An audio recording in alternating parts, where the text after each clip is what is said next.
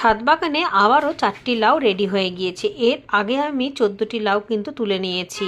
নতুন করে আবারও দুপাশ দিয়ে দুটো লাউ রেডি হয়ে গিয়েছে। এগুলো আর একটু বড় হতো, কিন্তু বেড়াটা যেহেতু খুবই দুর্বল, তাই বেশি ভার হলে বেড়াটা ভেঙে যাবার সম্ভাবনা আছে। সাথে একটা বেগুনও তোলার মতো হয়ে গিয়েছে। আবারও নতুন নতুন করা এসেছে, আর বেগুনের সাইজটা কিন্তু বেশ ভালো হচ্ছে। পর পর বেগুন পাচ্ছি, আর অন্য সাইডের বেগুন গাছে কিন্তু আরও প্রচুর বেগুন ধরে রয়েছে, সেগুলো কয়েকদিনের মধ্যে তুলে নিতে হবে। এদিক দিয়ে মূলও তুলে নেব, একটা লম্বা মূলো তুলবো, তারপরে ছোট ছোট গোল মূলো তুলে নেব। চারিদিক দিয়ে সবজিটা করলে চারিদিক দিয়ে সবজিটা পাওয়া যায়।